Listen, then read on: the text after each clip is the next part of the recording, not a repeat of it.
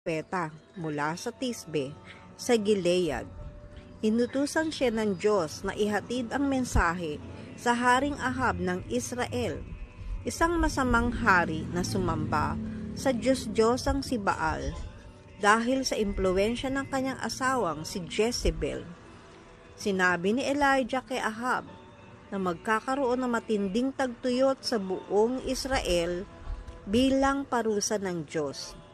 Matapos nito, ipinadala siya ng Diyos sa isang tagong lugar, malapit sa ilog Kerit, kung saan siya pinapakain ng mga uwak na nagdadala ng tinapay araw-araw sa kanya. Nang matuyo ang ilog, inutusan siya ng Diyos na pumunta sa Sarephat, kung saan may isang balo na magbibigay sa kanya ng pagkain. Kahit nakakaunti lang ang harina at langis ng babae, nangako si Elijah na hindi ito mauubos hanggat hindi natatapos ang tagtuyot. At nangyari nga ito. Sa lugar ding iyon, muling binuhay ni Elijah ang anak ng balo, matapos itong mamatay, na nagpapakita ng kapangyarihan ng Diyos sa pamamagitan niya. Pagkalipas ng 3 taon ng tagtuyot, bumalik si Elijah kay Haring Ahab at hinamon ang 450 propeta ni Baal at 400 propeta ni Asherah sa isang paligsahan sa bundok ng Carmelo. Sinabi ng mga tao, kung si Yahweh ang tunay na Diyos, sumunod kayo sa Kanya. Ngunit kung si Baal, sumunod kayo sa Kanya. Ang hamon ay ganito, parehong maghahandog ng baka ang mga propeta ni Baal at si Elijah. Ngunit ang tunay na Diyos ang magpapababa ng apoy mula sa langit upang sunugin ang handog.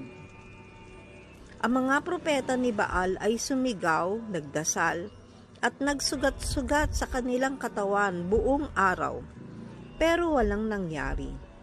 Nang si Elijah na ang nagdasal, agad bumaba ang apoy mula sa langit at tinupok ang kanyang handog, pati na ang bato at tubig sa paligid.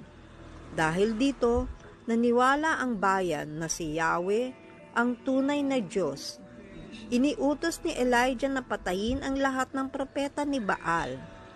Matapos nito, nanalangin siya at muling bumuhos ang ulan sa Israel na nagtapos sa 3 taong tagtuyot.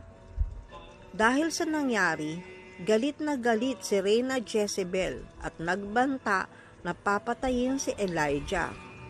Natakot ang propeta at tumakas papunta sa disyerto, kung saan siya nalungkot at nanalangin na kunin na ng Diyos ang kanyang buhay. Ngunit pinakain siya ng Diyos sa pamamagitan ng isang anghel at pinatibay siya para sa isang 40 araw na paglalakbay papunta sa bundok Horeb o bundok ng Sinai. Sa kanyang katandaan, alam ni Elijah na malapit na siyang kunin ng Diyos. Naglakbay siya kasama ang kanyang alagad na si Elisha papunta sa Jordan River. Habang naglalakad, dumating ang isang karwaheng apoy na hila ng mga kabayong apoy at iniangat si Elijah buhay sa langit sa pamamagitan ng isang ipo ng hangin. Naiwan si Elisa na nakamasid at natanggap na ang balabal ni Elijah bilang tanda na siya na ang bagong propeta ng Diyos sa Israel. Sa bagong tipan, si Elijah ay lumitaw kasama ni Moises sa pagbabagong anyo ni Hesukristo sa Mateo 17:1-13 na nagpapakita na siya ay isang mahalagang tagapagpatotoo sa plano ng Diyos. Sinabi rin ni Jesus na si Juan Bautista ay ang katuparan ng hula tungkol kay Elijah na darating muli. Mateo 11 hanggang 14. Haribol.